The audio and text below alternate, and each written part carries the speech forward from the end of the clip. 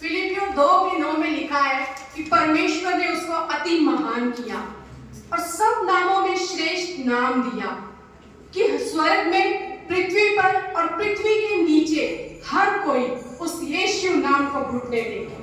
आज हम उस नाम के तले इकट्ठा हुए हैं जो नाम श्रेष्ठ है, जो नाम सर्वव्यापी है, जो नाम एकमात्र अधिपति है, जो राजाओं का राजा है, जो कहता है कि उस क्रूस पर मैंने उस शैतान को, जिसे मृत्यु पर अधिकार था, जिसे मृत्यु पर शक्ति थी, उसे मैंने छीन लिया और निकम्मा कर दिया। मैंने उस शैतान को निकम्मा कर दिया और जो मृत्यु के भय से जीवन भर के लिए दासत्व में थे, उन्हें मैंने छुड़ा लिया है। उन्हें मैंने छुड़ा लिया है। वो नाम है यीशु नाम, और उस नाम के तले आप और मैं इकट्ठा हुए हैं। और परमेश्वर का वचन कहता है कि उसका मुख सूर्य के प्रकाश के समान है। वही अंतिम है, वही आदि है, वही जीवता है, वही है जिसके मुख से दो धारी तलवार निकलती है। तो आइए अपनी आंखों को बंद करके ये समय जब हम उस खुदा की हजूरी में हैं, अपने हाथों को ऊंचा उठाएं और उस नाम को हम महिमा दें, आदर दें, जो सारे नामों में श्रेष्ठ है, जो स्वर्ग में, पृथ्वी पर और पृथ्वी के नीचे हर कोई उसके सामने घुटना टेकता है। आइए उस नाम को हम महिमा दें, यीशु नाम को महिमा दें।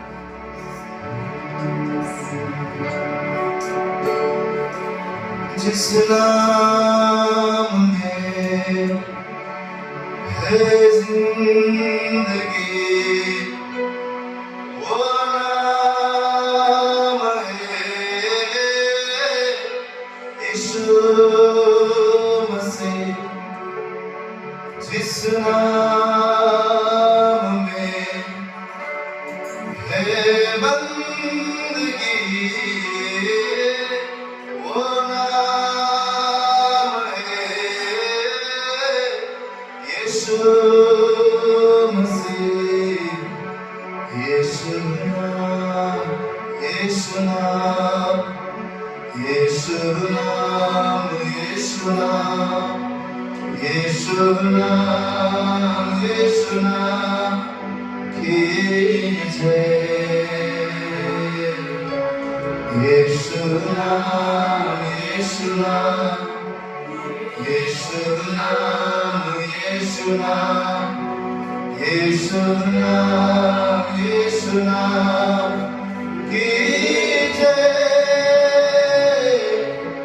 यीशु नाम, यीशु नाम, यीशु नाम, यीशु नाम, सारे नाम में ऊंचा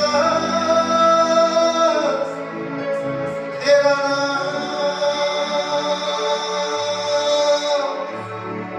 सिंहासन पर वो विराजमान, उसके वस्त्र के घेर से मंदिर में शान।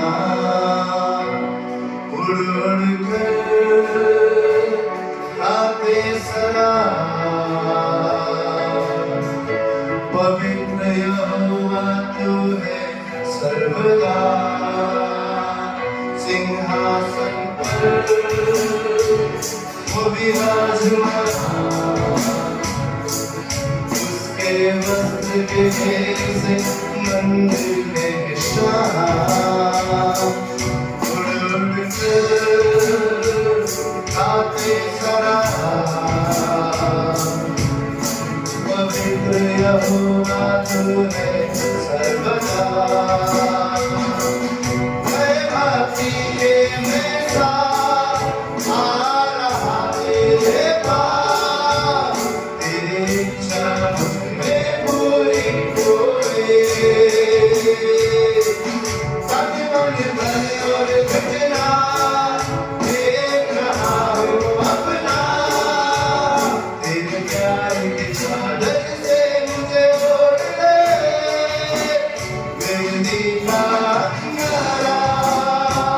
मेरी ओर आ, मेरे होठों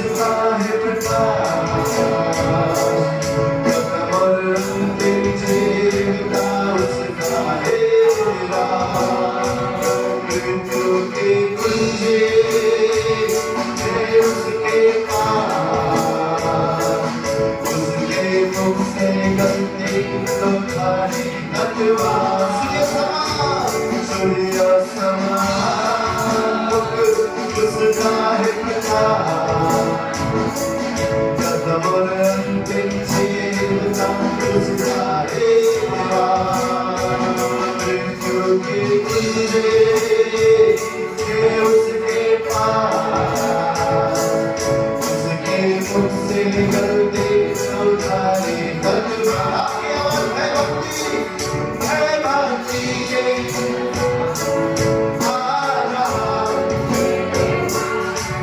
तेरी इच्छा मुझमें पूरी होवे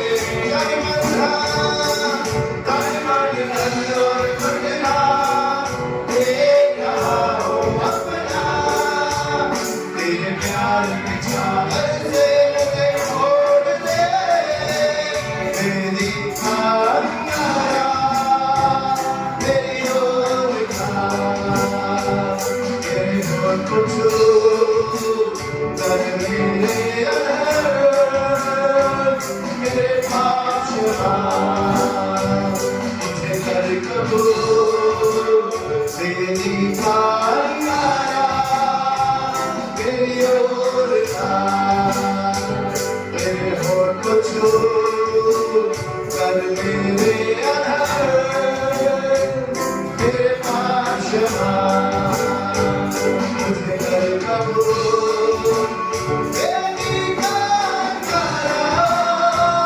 तेरी ओर का मेरे होठ को छू कर मेरे अंदर तेरे पास मुझे कर कबूल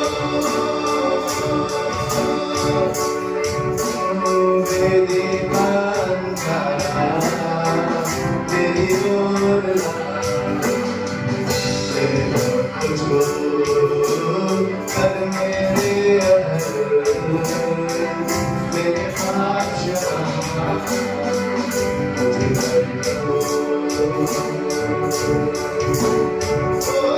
भय भक्ति के वैसा आना तेरे पास तेरी इच्छा मुझमें पूरी होवे ओ तन मन धन और घटना देखा हो अपना तेरे प्यार की चादर से मुझे ओढ़ ले मेरी आंगना तेरी ओर का तेरे होठ को छू कर मेरे अंदर मेरे पास मुझे कर कबूल कर ले कबूल शुद्ध कर दे उसमें दिखे प्यार से हमारे होठ को छू हमारे मन को छू हमारे जीवन को छू शुद्ध कर दे पवित्र कर दे ओ यीशु नाम मेरी आंगना मेरी ओर मेरे होठ को छू कर मेरे अंदर मेरे पास मुझे कर कबूल आपकी आवाज मेरी आंगना मेरी ओर मेरे होठ को छू कर मेरे अंदर मेरे पास मुझे कर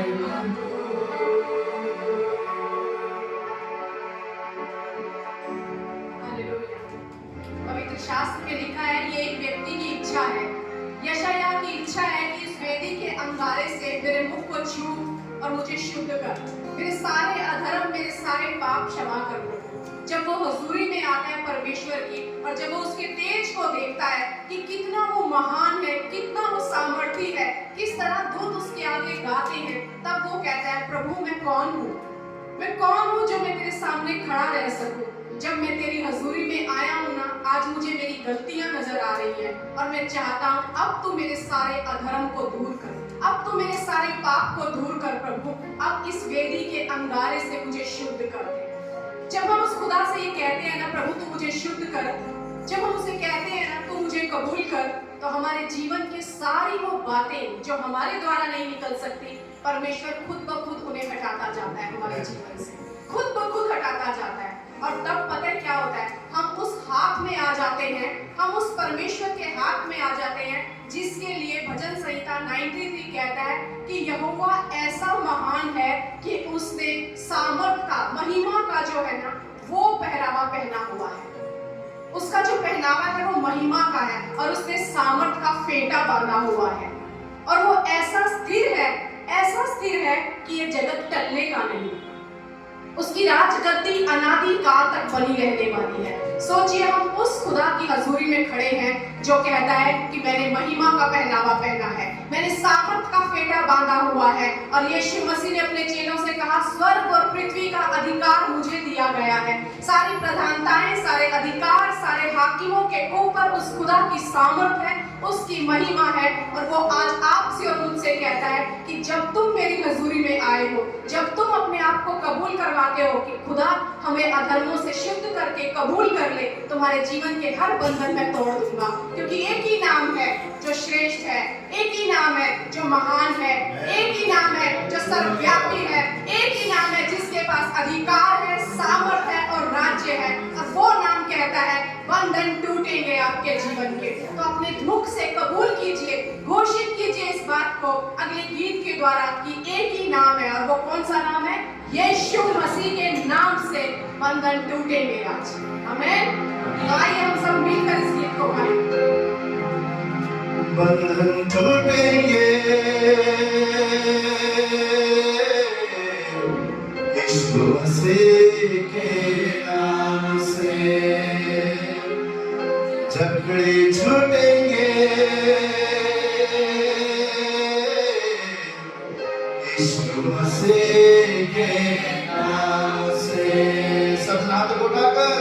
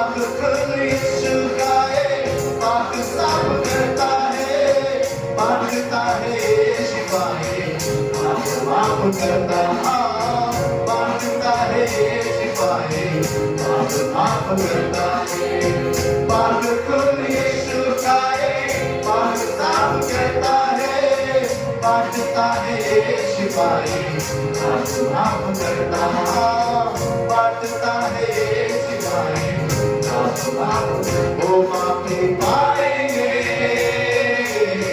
यीशु मसीह के नाम से वो माफी पाएंगे यीशु मसीह के नाम से आप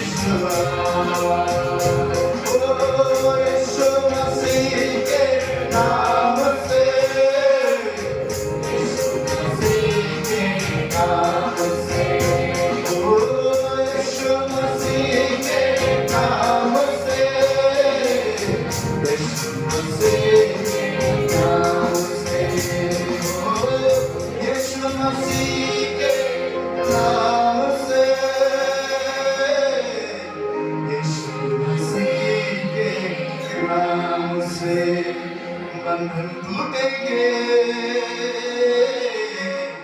यीशु मसीह के नाम से झगड़े छूटेंगे यीशु मसीह के नाम से। आइए एक जोरदार तालियों का हमारे जिंदा चलाएंगे। यीशु मसीह वो नाम है, वो सामर्थ है, वो महिमा से भरा हुआ परमेश्वर है। उसका हाथ ऐसा सामर्थी है, हम जहाँ कहीं भी हो वो हमारे ऊपर रहता है। दाऊद राजा कहता है, तूने मुझे आगे पीछे घेर रखा है, यानी मैं इस कदर तेरी सुरक्षा में हूँ कि मैं कहीं भी जाऊँ तेरा हाथ मेरे ऊपर रहता है, तेरा हाथ मेरे सर पर रहता है। क्यों परमेश्वर को ये कह रहा है? क्योंकि परमेश्वर का खुद ये बात है, वो कहता है मैंने तुम्हारा चित्र अपनी हथेली में कोर कर बना रखा है। जब हम उसकी हथेली में हैं, हम सर्वदा उन हाथों पे हैं। चाहे हम तूफान के बीच में हो, चाहे हम गड्ढे के बीच में हो, चाहे हम पहाड़ पर हो, चाहे हम आकाश पर हो, वो कहता है जहां भी जाऊं, तेरा हाथ मेरे साथ है, तू मुझे कभी नहीं छोड़ता। इसीलिए तो पतरस कहता है उस तूफान में, उस समुद्र पानी के ऊपर चलते हुए, यीशु यदि तू है तो मुझे बचा ले, मुझे हाथ बढ़ाकर बचा ले। दाऊद कहता है जब मैं गड्ढे में गया तूने हाथ बढ़ाकर मुझे खींच लिया। बहुत बार हमें लगता है शायद हम अपनी ताकत से बच गए हैं, शायद हम अपनी सामर्थ से बच गए हैं, लेकिन वो खुदा कहता है मैंने तुझे आगे पीछे घेर रखा है और कहीं भी तू जाए, जहां भी तू जाता है, मैं अपनी सुरक्षा तेरे ऊपर रखता हूँ। वो मेरा हाथ सामर्थी है, वो मेरी भुजा सामर्थी है, वो मेरा हाथ जिसमें मैंने तुम्हारा चित्र बोध कर रखा है, इसलिए आज तुम सुरक्षित हो। तो आइए हम अपने मुख से कहें उस खुदा को, वाकई प्रभु यीशु, हम जहां भी जाए तूने तो मुझे घेर रखा है, तेरी पनाह में मैं हूँ, तेरे शरण स्थान में मैं हूँ, तू ही मेरा बल है और तू ही है जो मेरी सुरक्षा है। प्रभु आइए हम इस अगले गीत को गाएंगे। तूने मुझे आगे पीछे घेर रखा है, अपना हाथ मुझ पर रखे रहता है। वो तेरी ही आत्मा से भाग कर मैं कहाँ जाऊं। वो तेरी आत्मा से भाग कर मैं कहाँ जाऊं। लहरों पे चलूं तो तू वहाँ है, तूफानों में गिरूं तो तू वहाँ है। तेरी ही आत्मा से भाग कर मैं कहाँ जाऊं। तेरी ही आत्मा से भाग कर मैं कहाँ जाऊं। तूने मुझे पीछे घेर रखा है, अपना हाथ मुझ पर रखे है। तूने मुझे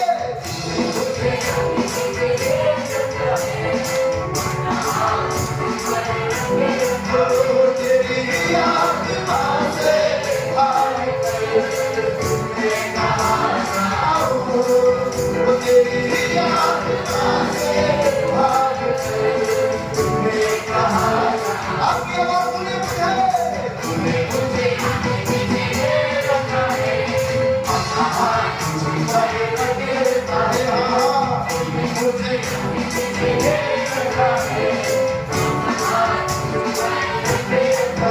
तेरी ही आत्मा से भाग कर मैं कहाँ जाऊं। वो तेरी ही आत्मा से भाग कर मैं कहाँ जाऊं। आकाश में चढ़ूं तो तू वहाँ है, जन्नत में जाऊं तो तू वहाँ है। आकाश में चढ़ूं तो तू वहाँ है, जन्नत में जाऊं तो तू वहाँ है। वो तेरी ही आत्मा से भाग कर मैं कहाँ जाऊं। वो तेरी ही आत्मा से भाग कर मैं कहाँ जाऊं। तूने मुझे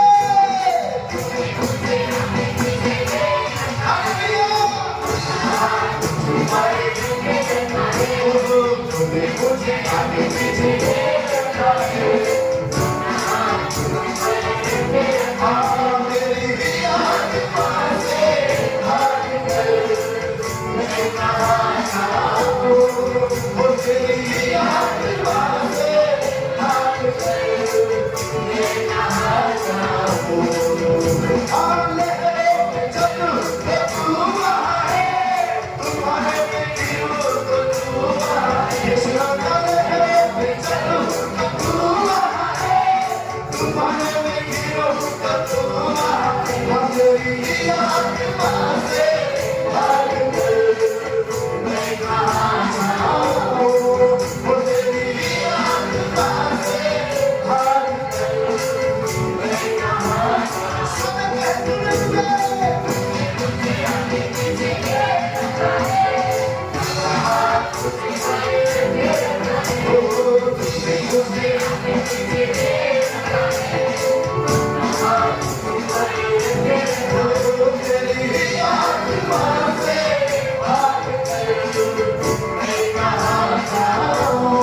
वो तेरी आत्मा से पार कर मैं कहाँ जाऊँ वो तेरी आत्मा से पार कर मैं कहाँ जाऊँ वो तेरी आत्मा से पार कर मैं कहाँ जाऊँ मैं कहाँ जाऊँ मैं कहाँ जाऊँ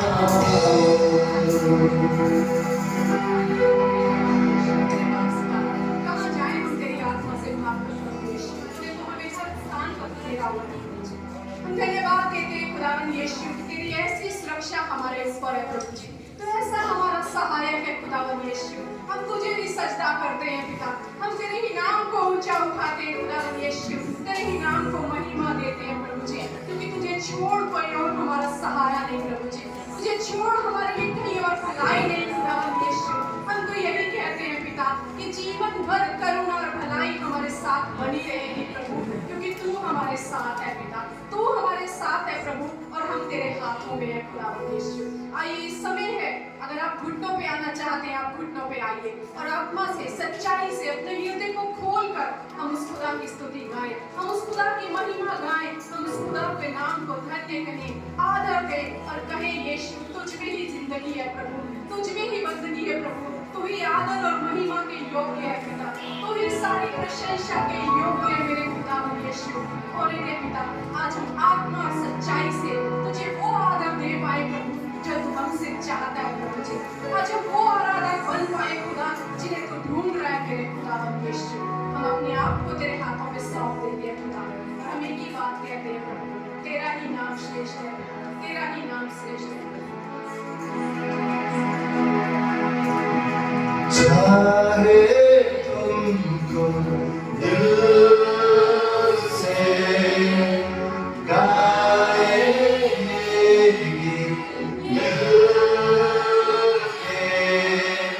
तेरे नाम यीशु नाम की जय।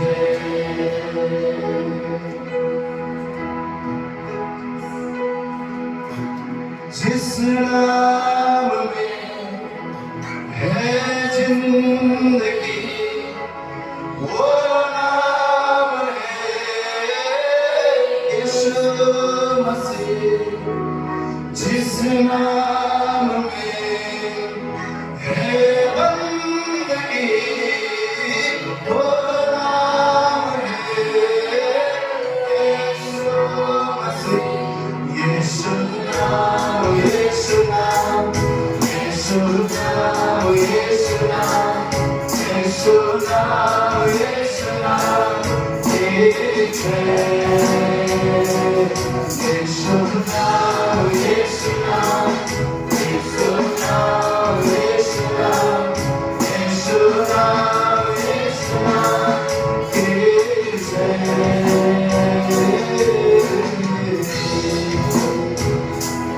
यीशु नाम में मिलती है शान। यीशु नाम में मिलती है शिफा। यीशु नाम में मिलती है कृपा। यीशु नाम में करुणा तुझको। यीशु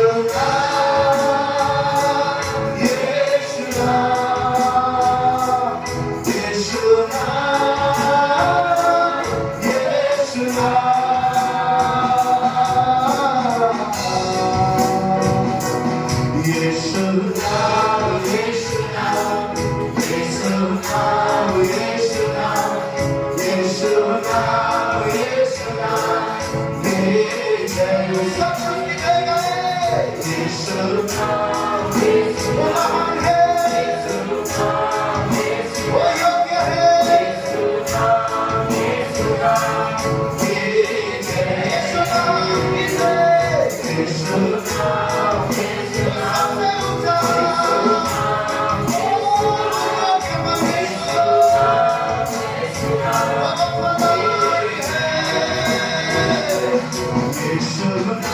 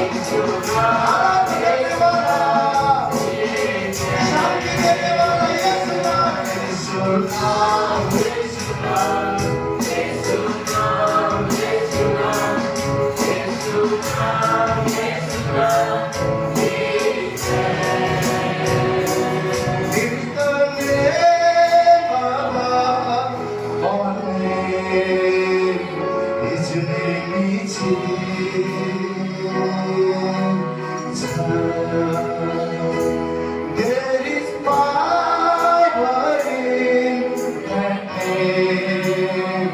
His name is Jesus. It's the name above all names. His name is Jesus. There is power in that name. His name is Jesus. His name is Jesus.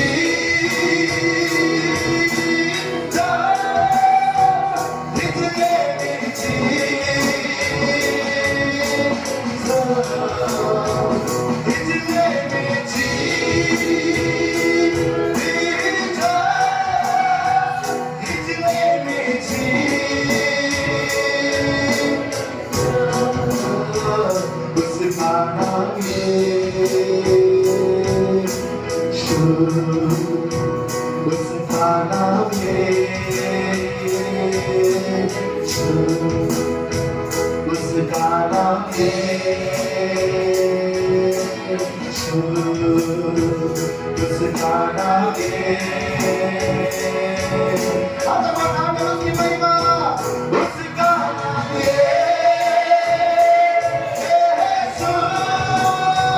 उसका नाम यीशु, उसका नाम यीशु,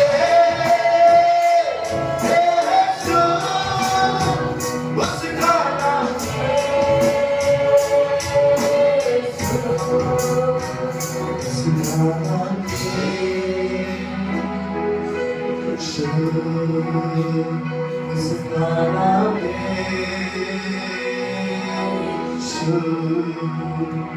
उसका नाम वो मीठा नाम है, उसका नाम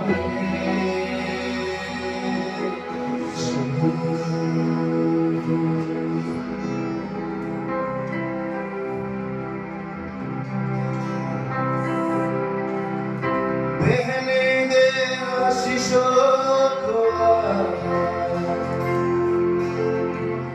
फिर से नया कर दे, धोने दे तुझ में मुझे,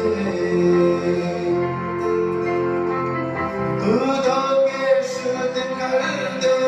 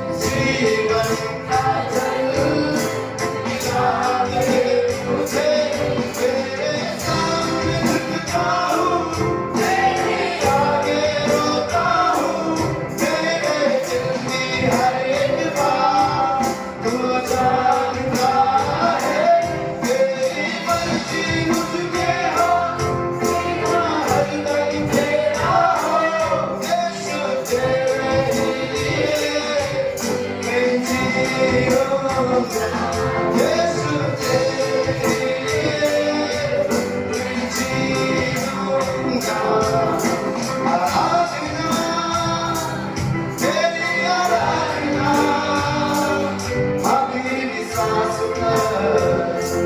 करता रहूंगा तेरे इमान को मैं महिमा सारी जिंदगी देता रहूंगा तू योग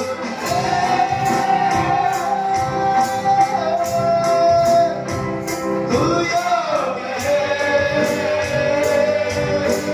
सारा वो सारा महिमा के योग है तू हर प्रशंसा और स्तुति के योग है तू सारा और महिमा के योग है तू हर प्रशंसा और स्तुति के योग है तू ऐसा हूँ तेरे लिए जीवन का जल मिला दे मुझे तेरे सामने झुकता हूँ तेरे आगे होता हूँ मेरे आगे तू जानता है तेरी मर्जी हो मेरा हरदम तेरा हो यीशु तेरे लिए मैं जीऊंगा यीशु तेरे लिए मैं जीऊंगा यीशु से कहे यीशु तेरे लिए मैं जीऊंगा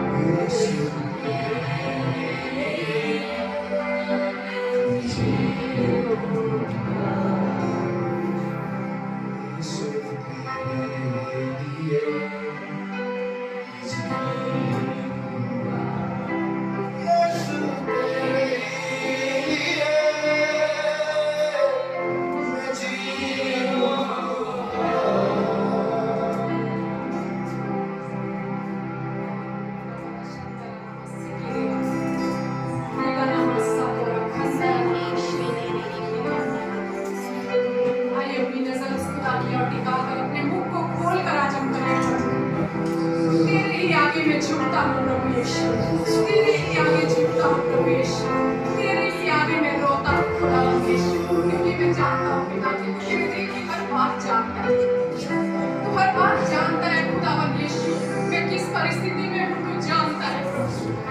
मैं किस हालात में हूँ तू जानता है मेरे खुदा मैं तेरे ही आगे रोता हूँ मेरे प्रभु यीशु क्योंकि तेरा प्रेम मेरे लिए महान है प्रभु तूने मुझे छुड़ा लिया पिता उस अधर्म से उस पाप से प्रभु आज मेरा हृदय तुझे धन्यवाद कहता है मेरे खुदा तेरे उपकारों के लिए मैं तुझे धन्यवाद देता हूँ खुदा सच में प्रभु यीशु तेरे जैसा प्रेम मैंने कहीं नहीं पाया मेरे खुदा यीशु आज मैं कहता हूँ प्रभु यीशु मैं तेरे लिए जीऊंगा पिता मैं तेरे लिए जीऊंगा मेरे खुदा यीशु क्योंकि तू मेरे लिए आया प्रभु तू मेरे लिए अपना राज छोड़कर आया मेरे खुदा यीशु तू स्वर्ग छोड़कर प्रभु जी मनुष्य रूप धारण करके इस पृथ्वी पर आ गया प्रभु यीशु तू शून्य हो गया मेरे खुदा यीशु तूने शून्य कर दिया अपने आप को मेरे खुदा एक दास का रूप ग्रहण कर लिया प्रभु मेरे लिए मेरे खुदा यीशु आज मैं कहता हूँ पिता परमेश्वर आज मैं कहती हूँ मेरे खुदा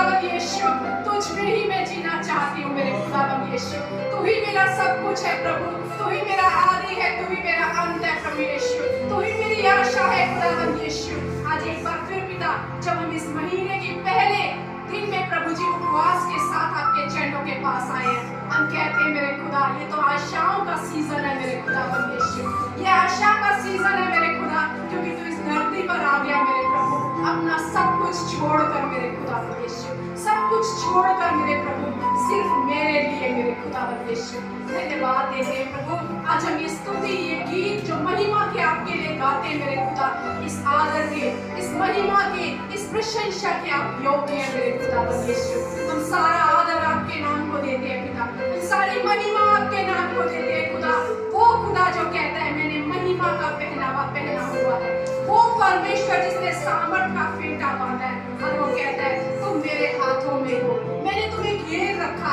कहता है हमसे खुदा। धन्यवाद प्रभु, तू कहता है सारे बंधन में तोड़ने वाला परमेश्वर, सारे बंद मोहरों को खोलने वाला मेरा यीशु।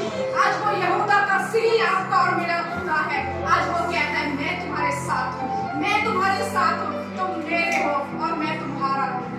प्रभु हम धन्यवाद देते हैं सुंदर सुबह के लिए, आज के इस दिन के लिए खुदा, जहाँ तेरे बच्चे उपवास के साथ आए हैं। हम पहले ही धन्यवाद देते हैं खुदा कि हमारी दुआएं सुन ली गई है मेरे खुदा यीशु।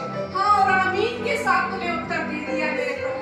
हम तुझे धन्यवाद देते हैं प्रभु, क्योंकि तू योग्य है प्रभु, तू योग्य है सब कुछ करने के। इस पृथ्वी का, इस स्वर्ग का सारा अधिकार तेरे पास है मेरे खुदा, और उस अधिकार को, उस सामर्थ को, उस महिमा को हम दंडवत करते हैं मेरे खुदा यीशु। तो जैसा कोई नहीं प्रभु जी, सारा आदर, महिमा, गौरव, जलाल आपके नाम को देते हैं। और हम विश्वास के साथ कहते हैं ये स्तुति की भेंट प्रभु जी आपके सिंहासन के सामने इस सुगंधित धूप के समान पेश हुई है प्रभु यीशु। इसे आपने ग्रहण किया मेरे खुदा, आप इसे प्रसन्न हुए प्रभु, इसके लिए हम धन्यवाद देते हैं प्रभु। आगे का सारा समय आपके हाथ में सौंपते हैं और हम यही कहते हैं खुदा, एक बार फिर हमसे बात कर मेरे प्रभु जी, हमसे बात कर, क्योंकि तू जीवित खुदा है प्रभु यीशु। तो हमसे बातें करता है प्रभु, और होने दे आज कोई चीज पिता परमेश्वर उस बीज को दबाने ना पाए प्रभु यीशु, लेकिन ये बीज हमारे अंदर उग जाए प्रभु जी, अधिकाई से बस जाए पिता परमेश्वर, हम फल लाने वाले वृक्ष बने पिता परमेश्वर। आज खास तौर से हम आपके सेवक को आपके हाथ में सौंप देते हैं। मुख उनका हो खुदा, लेकिन कार्य आत्मा का हो मेरे प्रभु यीशु। सिर्फ आत्मा ही हमें चला सकता है प्रभु, और आत्मा ही हमें सुधार सकता है मेरे खुदा यीशु। तो भी हमें उठा, हमें चला और अपने जैसा बना मेरे प्रभु यीशु। धन्यवाद देते हैं, सारी महिमा आदर गौरव आपके नाम को देते हैं, और इस दुआ को यीशु मसीह के सामर्थी नाम से मांग लेते हैं, आमीन। आइए एक जोरदार तालियों का हमारे जिंदा खुदा के लिए, क्योंकि बड़ी योग्य है तालियों से आदर से और इस महिमा को, आमीन।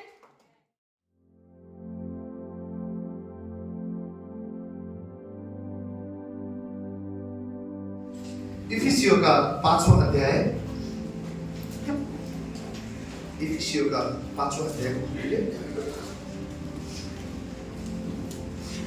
और उसका 21 वचन को भी देखेंगे। इफिसियों 5 अध्याय उसका 21वां वचन, वो इसे हिंदी में कहा है, मसीह के भय से एक दूसरे के अधीन रहो। बहुत छोटा वचन है, सब जन रिपीट करेंगे। मसीह के भय से एक दूसरे के अधीन रहो। मसीह के भय से एक दूसरे के अधीन रहो। इफिसियों 5वां अध्याय 21 वचन, हम आज उसको याद कर लेंगे। क्या बोलता है? मसीह के भय से एक दूसरे के अधीन रहो। मसीह का भय क्या है? मसीह का भय ये है क्या? अरे नहीं करूंगा तो प्रभु मुझे पनिशमेंट देगा, प्रभु मुझे मारेगा, प्रभु कुछ तो भी मेरे जीवन में घटना करेगा। ये मसीह का भय नहीं है। मसीह का भय आदर युक्त रिस्पेक्ट है, प्रेम है, उस परमेश्वर के प्रति अपना कृतज्ञ हृदय है। कि मसीह का भय मानना मतलब कि उसका आदर करना, उसका रिस्पेक्ट करना, उससे प्रेम करना, और उसकी उस आदर को, उसके वचन के आदर मानते हुए, उससे प्रेम करते हुए हमने क्या करना है? एक दूसरे के अधीन रहो। अधीन रहना बहुत कठिन बात है। अधीन रहना बहुत मुश्किल बात है। हम जल्दी अधीन नहीं रह सकते अगर हम पुराने जीवन में, शरीर में चलते हैं। अधीन रहना बड़ा मुश्किल है। कोई अगर हमको बोलेगा ऐसा, हम बोलेंगे अरे वो क्यों मुझे समझा रहा है। कोई अगर हमको अच्छी बातें भी बोलेगा, हम बोलेंगे बहुत अपने आप को ज्ञानवान समझता है, क्यों मैं सुनूं, क्यों मैं सुनूं। लेकिन ये वचन में परमेश्वर हमें क्या बोल रहा है? एक दूसरे के अधीन रहना वन ऑफ द ऑप्शन नहीं है। एक दूसरे के अधीन रहना ये परमेश्वर का आज्ञा है, रहना ही है। तो अधीन दो तरीके से होते हैं। कैसा? एक तो किसी के डर के मारे अधीन होते हैं। अरे बॉस देख लेगा तो, पास्टर देख लेंगे तो, एल्डर देख लेंगे तो, किसी ने देख लिया तो। हम लोग कभी ये नहीं बोलते ऊपर से देख लिया तो। हम कभी वहां तक नहीं जाते, सिर्फ इधर ही देखते हैं, और इसने देख लिया, उसने देख लिया। तो एक तो क्या होता है, डर की वजह से आधीन रहना, और एक होता है प्रेम के साथ आधीन रहना।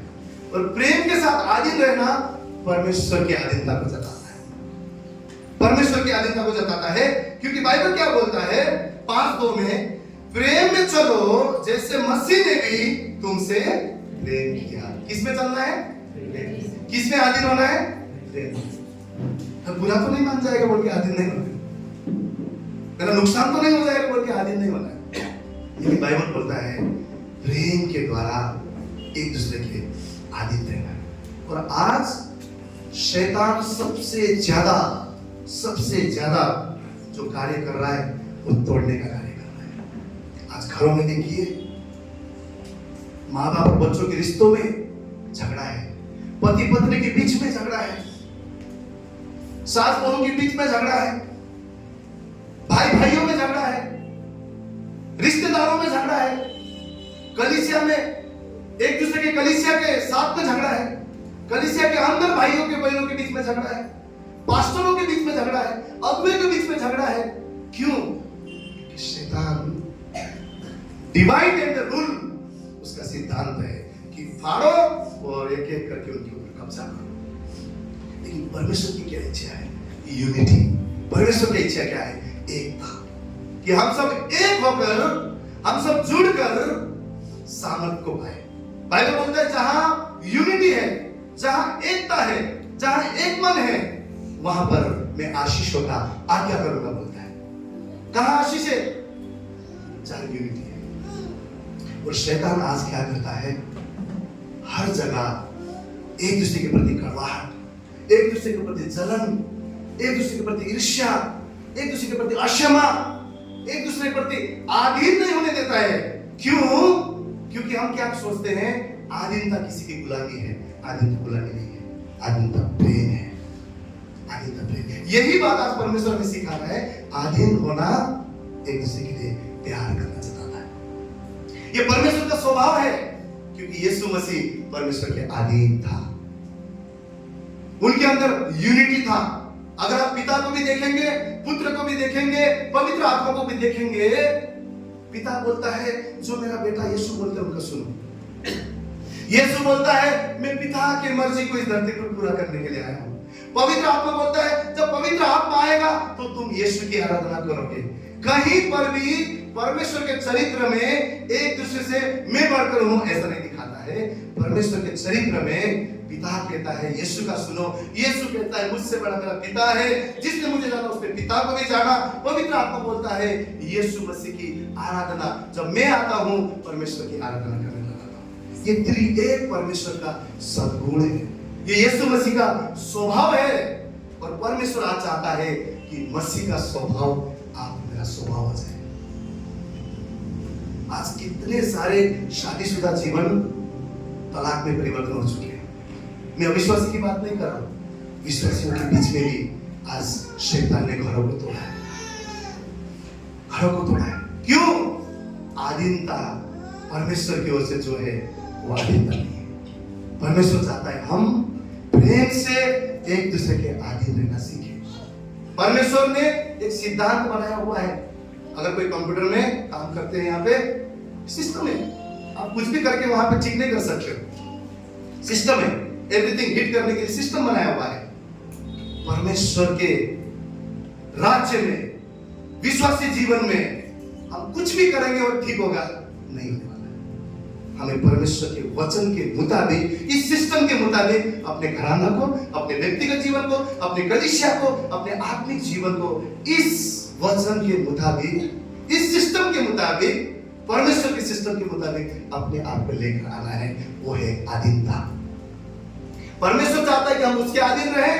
परमेश्वर चाहता है कि हम एक दूसरे के अधीन रहें, जो वाकई कठिन है, परंतु जो आत्मा में जीता है, जो परमेश्वर के भय में जीता है, जो परमेश्वर के वचन में जीता है, वो जान जाता है कि ये तो मेरे परमेश्वर की आज्ञा है, ये तो मेरे परमेश्वर की इच्छा है। परमेश्वर की इच्छा है मुझे एक दूसरे के अधीन रहना है, क्योंकि अधीनता में सच में आशीष है। हम एक वचन को देखेंगे, भजन संहिता 133 अध्याय को निकालेंगे। भजन संहिता 133 अध्याय,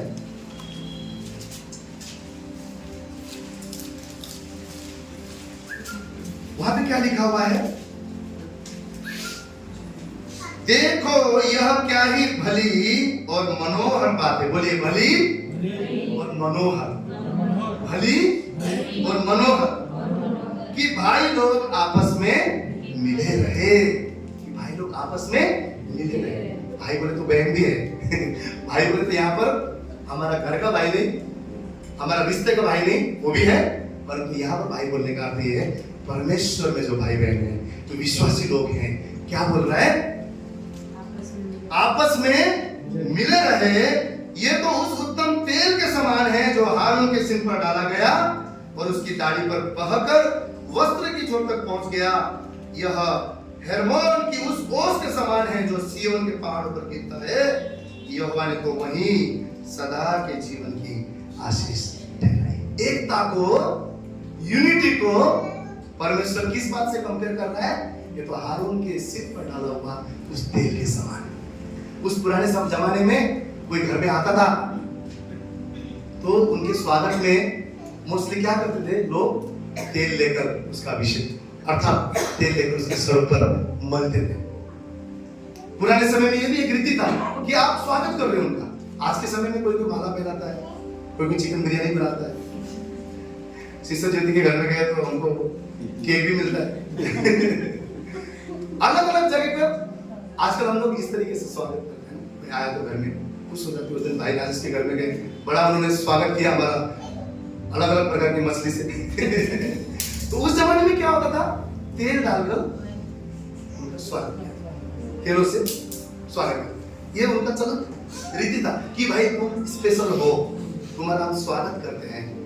और भाइयों ने तेल का हम जब भी जिक्र करते तो अभिषेक, यानी कि आप आशीषित किया गया है कुछ पर्टिकुलर चीज के लिए, कुछ पर्टिकुलर कार्य के लिए परमेश्वर ने अभिषेक किया है, उस चीज का भी मतलब है। और यहाँ पर एकता को, यूनिटी को परमेश्वर कैसे दिखा रहा है कि उस तेल के समान, अर्थात इतना आदर युक्त यूनिटी को परमेश्वर, एकता को परमेश्वर कैसे देख रहा है? इतना आदर युक्त, इतना सम्मान युक्त बात है, इतना अभिषेक बात है, इतना आशीषित बात है। अगर भाई बहन, अगर विश्वासी, अगर कलीसिया के अंदर घरों में अगर हम मिलजुल के सबमिट होकर, एक दूसरे के अधीन होकर, प्रेम में जब हम रहते हैं तो बाइबल इस चीज को। और दूसरा चीज यहाँ पे क्या बता रहा है? हेर्मोन के उस ओस के समान जो सिय्योन के पहाड़ पर गिरता है। तो ओस क्या है? जब उस पहाड़ों में गिरता है उस पहाड़ों की सुंदरता को बढ़ाता है, पहाड़ों में हरियाली को बढ़ाता है। पहाड़ों में जब आप देखोगे, वो नजारा को देखोगे, बोलेंगे वाह कितना अच्छा है। उस ओस की वजह से उस पहाड़ की सुंदरता बढ़ती है। एकता की वजह से हमारे जीवन की सुंदरता बढ़ती है, सुंदरता बढ़ती है। मैंने ऐसे लोगों को भी मिला है जो मसीह में आए फिर मसीह से दूर हो गए। वन ऑफ द रीजन क्या है पता है? मैं अकेला प्रभु में आया और प्रभु में भी है ना, कहीं से प्यार नहीं मिला, कहीं से वो मुझे ना सहारा नहीं मिला। पूरे परिवार में, पूरे मित्रों में, पूरे घराना में, पूरे रिलेटिव में सब कुछ छोड़कर मैं प्रभु में आया, प्रभु में भी मुझे लोग वैसे दिखे। क्यों पता है? क्योंकि एक विश्वासी जब प्रभु में आता है ना, कभी कभी 7 जन के परिवार से अकेला भी आता है, परंतु अगर चर्च में प्यार नहीं देखेगा, अगर आपस में प्यार नहीं देखेगा, वो जीवन को जिएगा, कुछ समय के बाद उसको लगेगा कि मैं अकेला हूं प्रभु में, मैं अकेला हूं। संडे जाता हूं, सुनता हूं, उसके बाद पूरा हफ्ता भर मेरे लिए कोई नहीं है। ऐसे मैंने परमेश्वर के लोगों को भी देखा है जो अकेलेपन की वजह से, जो यूनिटी ना होने की वजह से आज परमेश्वर से दूर है। उनको ऐसा लगता है कि केयर नहीं है, प्यार नहीं है। क्यों? क्योंकि सबसे बड़ा आज जो शैतान ने चुराया है वो यूनिटी को चुराया है। वो डिवाइड करता है, घरों में डिवाइड करता है, आपस में डिवाइड करता है, अलग अलग हमको बना देता है, एक दूसरे के लिए जलन रखने लगते हैं, एक दूसरे के लिए कड़वाहट रखने लगते हैं, घर में हम एक दूसरे के लिए खड़बाट रखते हैं, आशामा रखते हैं। हम सोचते हैं उससे बड़ा मैं हूं, मेरे से बड़ा कोई नहीं है, मेरा आदि होना चाहिए, मैं तो इतना बड़ा पोस्ट का हूं, मैं तो कमाता हूं, मैं तो घर का मुखिया हूं। हम क्या सोचते हैं? मैं बड़ा हूं। और हम सोचते हैं कि सब मेरे आदि होना चाहिए। आज सबसे बड़ा समस्या यही है। लेकिन परमेश्वर कहता है कि आधीनता केवल मेरे नहीं, आधीनता मुझे भी दूसरे के होना है। आधीन एक दूसरे की बना है। अगर हम एक दूसरे के आधीन प्रेम से होते हैं तो बाइबल हमें बताता है सिय्योन के पहाड़ की सुंदरता के समान, दाढ़ी से बहता हुआ, सर से बहता हुआ उस आदर के समान तुम्हारे जीवन में भी सुंदर बातें होगा। और आज परमेश्वर चाहता है ये यूनिटी, ये जो परमेश्वर का स्वभाव है उसके द्वारा ही हमारे जीवन में आने वाला है। बाइबल एकमात्र अधिकार उसके द्वारा ही हमारे घरों में आने वाला है। इसके अलावा कहीं से भी वो स्वभाव हमारे जीवन में नहीं आ सकता है। हम भले इंग्लिश स्पीकिंग कोर्स लगा ले, हम भले अच्छा ट्रेंड होने के लिए कहीं चले जाए, हम चाहे फॉरेन के कहीं यूनिवर्सिटी ज्वाइन कर ले, कितने भी पढ़े लिख ले, कितने भी हम होशियार हो जाएं, लेकिन जो यीशु का स्वभाव है, यीशु का स्वभाव है, वो कहीं से नहीं, उसके वचन के द्वारा हमें मिलने वाला है। क्योंकि यीशु मसीह का स्वभाव क्या है बोलने के लिए, ये वचन ही उसका स्वभाव है। परमेश्वर का वचन क्या बोलता? आदि में क्या था? वचन किसके साथ था? परमेश्वर के साथ। और वही वचन देहधारी होकर इस धरती पर आया, मनुष्य के बीच में आया। और वही वचन जो आदि में था, जो परमेश्वर के साथ था, जो परमेश्वर के द्वारा इस धरती पर आया, वही वचन यीशु मसीह आज हमारे बीच में, आपके बीच में डेरा डाला हुआ है। वो वचन क्या है? वो यीशु क्या है? ये वचन है। कभी कभी हम बोलते हैं मैं यीशु के पीछे हूं, वचन हमसे दूर है, उसका अर्थ कुछ भी नहीं। यीशु के पीछे हूं मतलब हम वचन पे हमारा जीवन आधारित है। और यहाँ पर परमेश्वर हमें वही बताता है। और आज हमें जो एकता है, जो यूनिटी है, जो परमेश्वर का स्वभाव है, वो एक ही दिन में आज सुना, वाओ, अब मैं यूनिटी में चलूंगा, अब मैं एकता में चलूंगा, मेरे अंदर यीशु के जैसे स्वभाव आ गया, एक दिन में नहीं होने वाला है। बाइबल बोलते हैं अंश अंश करके तुम्हें मेरे जैसे बनाऊंगा, तुम्हें तो बदल दूंगा। लेकिन ये किसके लिए है? जो वाकई परमेश्वर के स्वभाव को चाहते हैं। जो भूखा है उसी के लिए खाना है। कभी कभी आपका पेट भरा होगा तो आपको बिरयानी भी अच्छा नहीं लगेगा। क्यों? आपका पेट भरा। अगर आप सोचते हैं मेरे को क्या वचन की जरूरत है, आई नो एवरीथिंग, इतने साल से मसीह में हूं, मुझे क्यों सुनना है, मेरे को क्यों आदिम रहना है, मैं सब एकदम अच्छा है, उनके लिए नहीं है। जो सुनना चाहते हैं, जो बदलना चाहते हैं, जो परमेश्वर के स्वभाव चाहते हैं, उनके लिए वचन है। और मैं विश्वास करता हूं हम में से हर एक के लिए ये वचन है। हमें मसीह के स्वभाव में बनते जाना है। फिलिपियों का 2 अध्याय उसका 5वां वचन हम लोग देखेंगे। फिलिपियों का अध्याय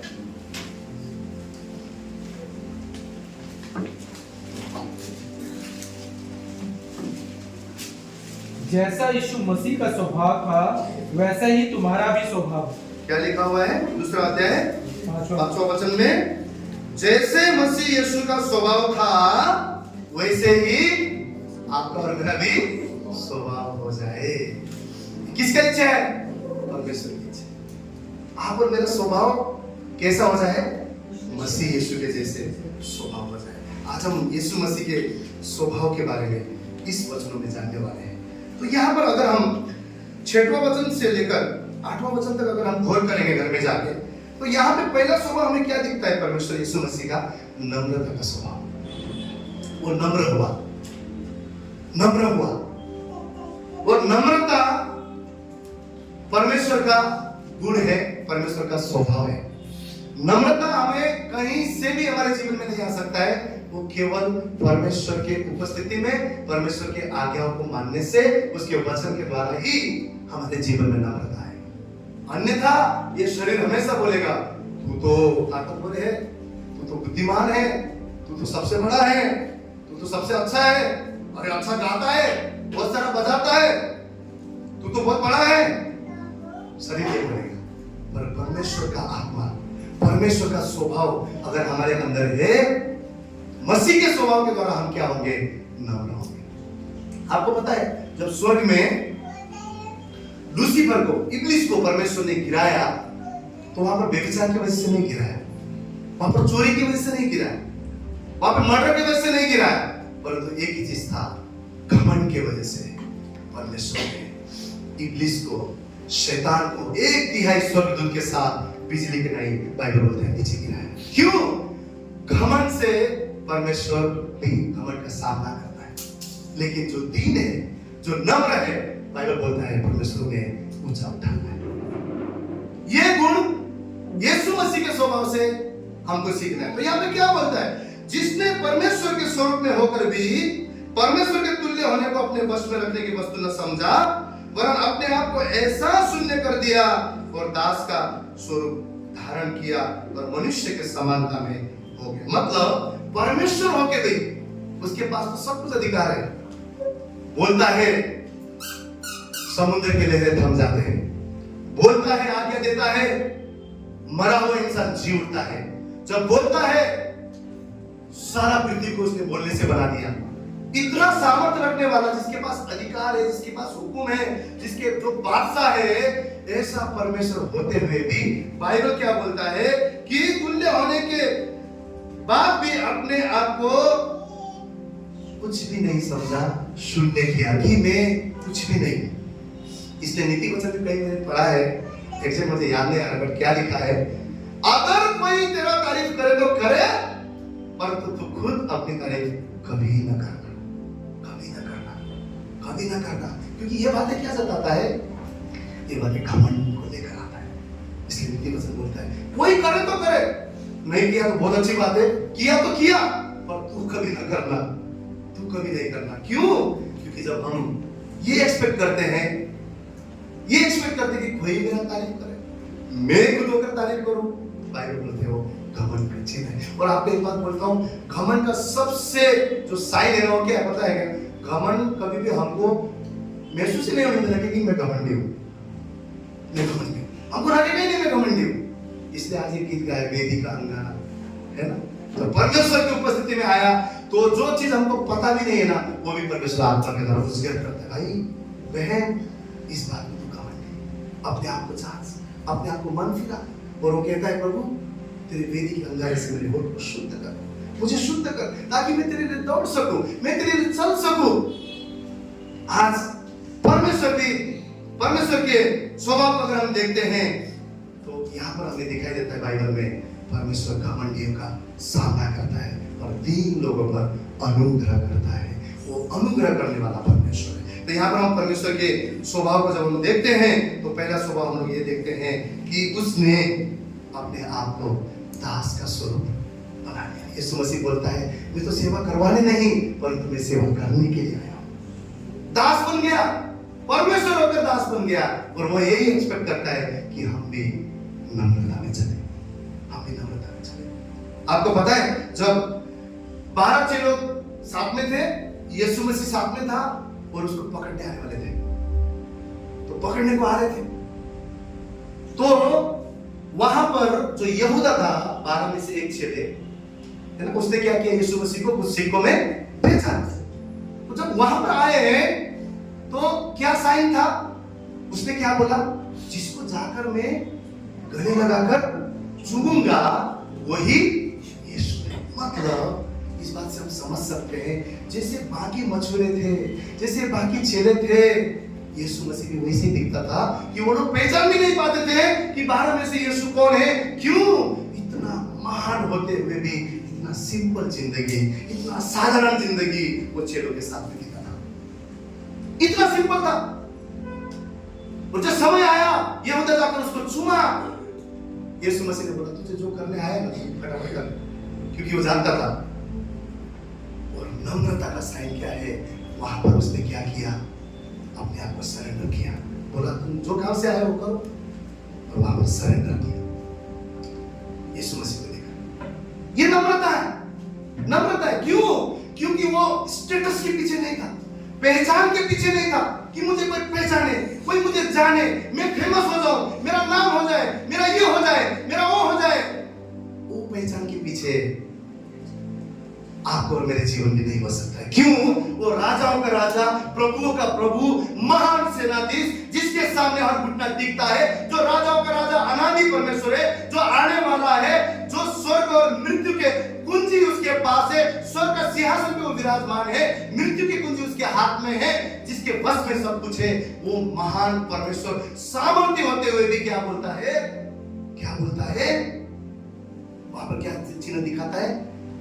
मैं नम्र हूं। इतना सिंपल जिंदगी, इतना सादा जिंदगी उसने चेलों के बीच में जिया। नम्रता यीशु मसीह के जैसा और इस संसार में कोई हो नहीं सकता है। हमारा प्रेज द लॉर्ड बोला नम्रता नहीं है। भले मैं यहाँ से प्रेज द लॉर्ड बोल सकता हूँ, मेरे घमंड में, मेरे मन में घमंड हो सकता है, मेरे विचार में घमंड हो सकता है। ओहो ब्रदर कितना अच्छा मैसेज, ओहो ब्रदर कितना अच्छा आराधना, ये नम्रता नहीं है। नम्रता हमारा जीवन का स्वभाव है। हमको ऑफकोर्स बोलना है एक दूसरे को, हमें बोलना है, मैं उस बात की बात नहीं कर रहा हूं, परंतु सिर्फ बाहर से दिखने वाला चीज नम्रता नहीं है। हमारा मन नम्रता है कि हमारा मन, हमारा स्वभाव कैसा है। वो परमेश्वर कह रहा है कि हम मन में कितने नम्र हैं। और यहाँ पर बाइबल में दूसरा चीज हम लोग क्या देखते हैं? आज्ञाकारिता का स्वभाव। अगर हम वचन पढ़ेंगे और मनुष्य के रूप में 8वां वचन को पढ़ेंगे, प्रकट होकर अपने आप को दीन किया और यहाँ तक आज्ञाकारी रहा कि मृत्यु, क्रूस की मृत्यु को भी सह लिया। बोलिए, क्रूस की मृत्यु को भी सह लिया, मौत को भी सहने तक वो आज्ञाकारी रहा। आपको पता है, अगर किसी कैदी को या फिर किसी अपराधी को जेल में डालते हैं तो उससे उगलाने का चीज क्या है? उसको इतने मारते हैं, पनिशमेंट 3rd डिग्री भी बोलते हैं, आई थिंक बहुत कुछ उसके ऊपर करते हैं। और वो क्या करता है? फिर गुनाह को कबूल करता है। यीशु मसीह को इतना मारा, उसके ऊपर थूका, उसके लहू पूरा निकल गया बॉडी से, एक कतरा जब वो मारते थे उस चाबुक के साथ साथ उसका मांस भी निकल कर आता था। पीठ बोलता है बाइबल, हर चलाया हुआ खेत के समान था। वो पानी मांग रहा था, प्यासा था, लोगों ने पानी तक नहीं दिया, वो प्यासा मर गया। फिर भी उसने नहीं बोला कि मैं समझौता करता हूँ, प्रभु मैं हार गया, मैं थक गया, अब मैं आगे नहीं कर सकता हूँ, मैं बलिदान अब नहीं करूंगा, बस हो गया, मैं थक गया।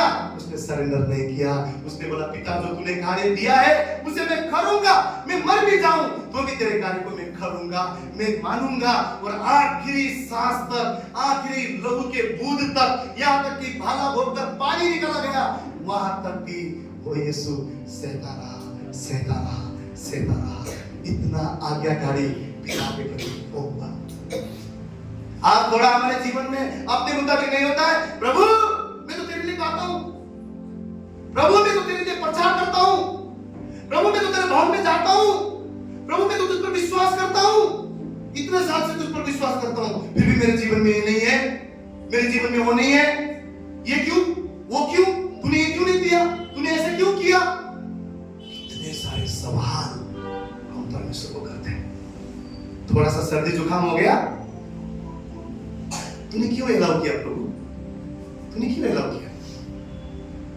थोड़ा सा घर में फाइनेंशियली इधर उधर हिल गया, तू तो सब जानता है ना प्रभु, तूने क्यों ऐसा किया? क्यों ऐसा किया? 1000 क्वेश्चन हमारे तैयार हो जाते हैं। हम ऐसे सोचते हैं विश्वास करने से तुमने सब देना चाहिए था, क्यों नहीं दिया? क्यों नहीं हो रहा है? क्यों नहीं तूने? हम ऐसे करते जैसे हमने उसके साथ करारनामा बनाया, शर्त रखा हुआ है, प्रभु बोल रहा है विश्वास कर सब तेरा हो जाएगा। हम परमेश्वर को क्वेश्चन करते हैं, छोटी छोटी बातों में भी क्वेश्चन करते हैं। परमेश्वर यीशु मसीह अपना स्वभाव सिखा रहा है, बोलता है आज्ञाकारी बनो, आज्ञाकारी बनो।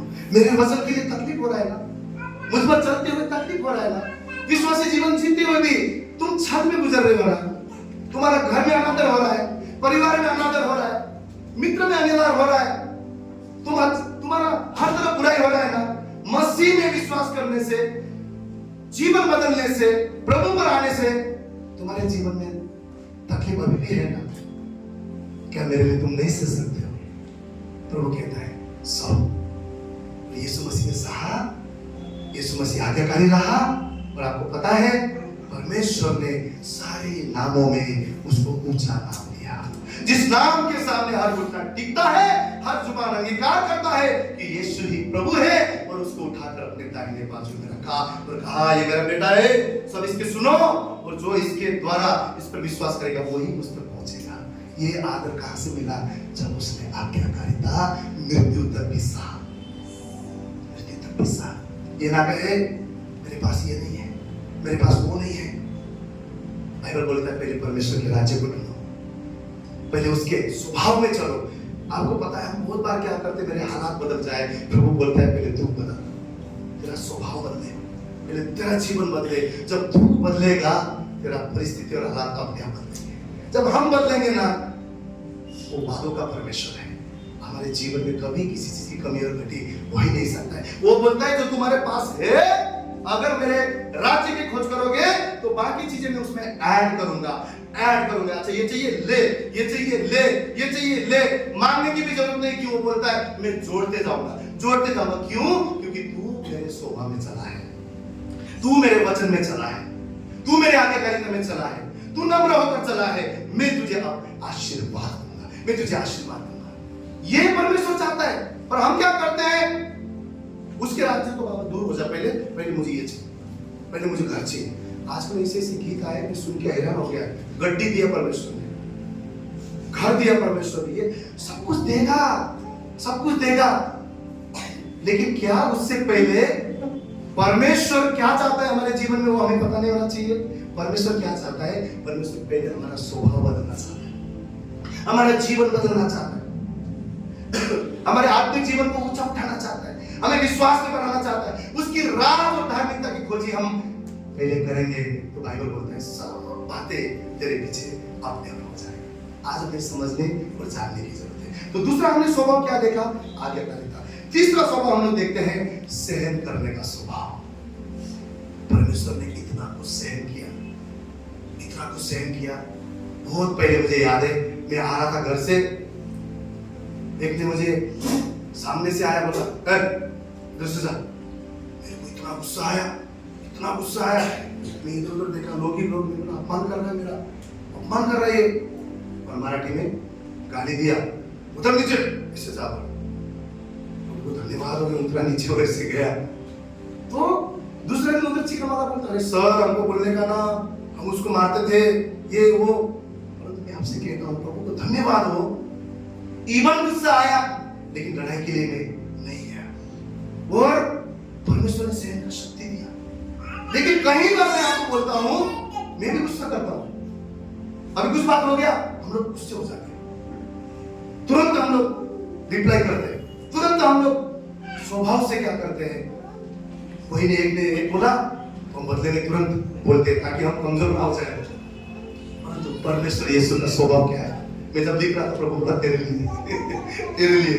कई बार हम सोचते चर्च के लिए लिख रहे हैं, प्रभु बोलते तेरे लिए पहले, तेरे लिए पहले। इन स्पाइट ऑफ हमारे कितने सारे वीकनेस और कमियों के बाद भी वो प्रभु हमें इस्तेमाल करता है। ये उसकी महानता है, ये उसकी गुण है। ऐसा नहीं कि 100% परफेक्ट और यहाँ पर आपको वचन दे रहे हैं, लेकिन मैं समझता हूँ हमारी कमजोरी के बाद में भी वो खुदा हमें मौका देता है ताकि हम भी इससे सीखें और पहले सुधरे, पहले सुधरे। मैं लिख रहा था प्रभु बोला तेरे लिए, सुन सहन कर। सहन हम नहीं कर सकते, हमको तुरंत बोलना है। बहुत पहले छोटे में हम एक कहानी था, झगड़ा की ओखती नेपाली में, मतलब झगड़ा का दवाई। तो झगड़ा का दवाई क्या था? उसकी बीवी को एक जन बोलती मेरे पास झगड़ा का दवाई है, तो क्या करना, आज जैसे तेरे पति झगड़ा करने लगेगा 3 चम्मच पानी लेके मुंह में रखना, उसको निगलना मत निगलना मत, और ऐसे ही रहना।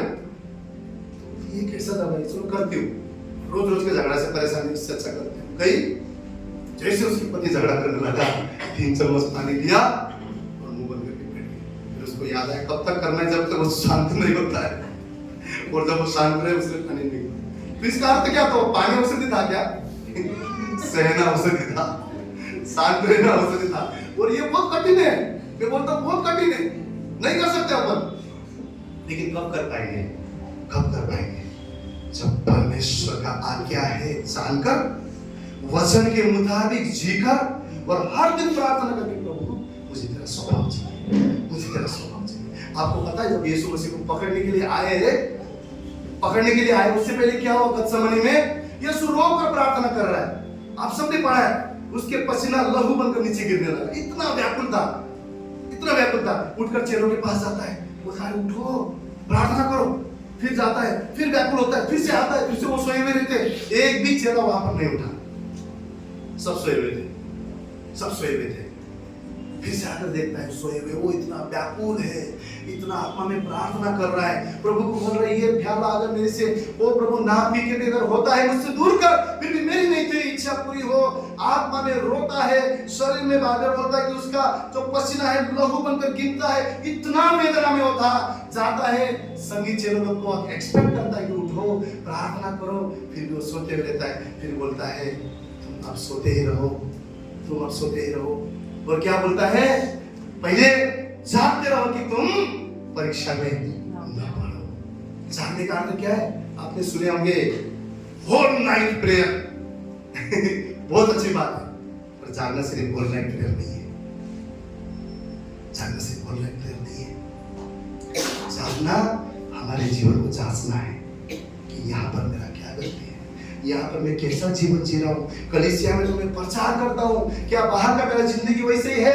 क्या मेरे दोस्तों के बीच में, क्या मेरे कार्यस्थल में, क्या मेरे पड़ोसी के बीच में, क्या बाहर मैं रोशनी बनकर, परमेश्वर की उजाला बनकर उस ज्योति को दिखा पा रहा हूँ?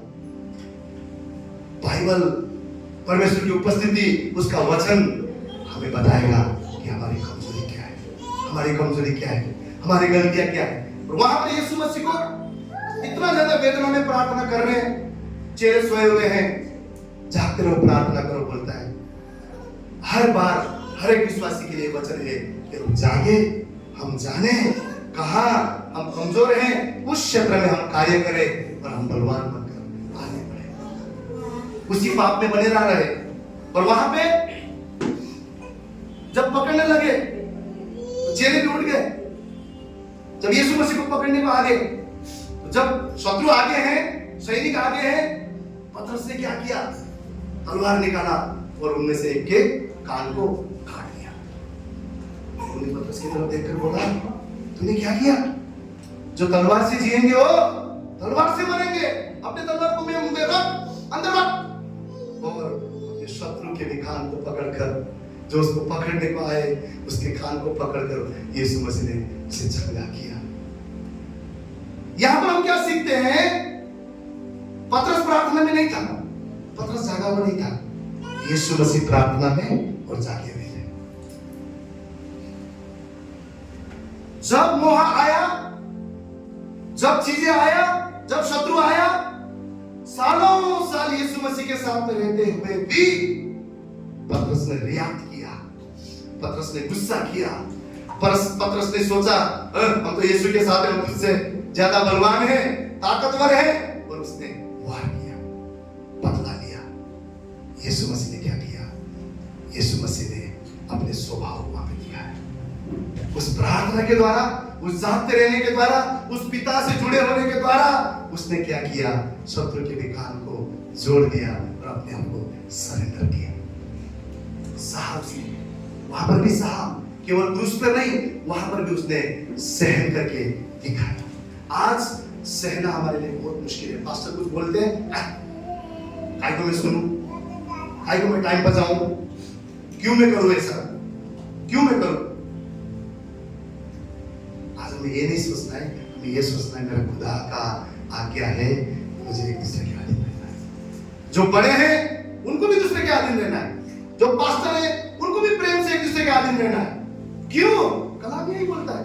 आज कितने सारे कलीसिया में झगड़ा के अलावा कुछ है नहीं। सॉरी, माफ कीजिए, लेकिन जितना मैंने नासिक में भी सुना है, झगड़ा के अलावा कुछ भी नहीं।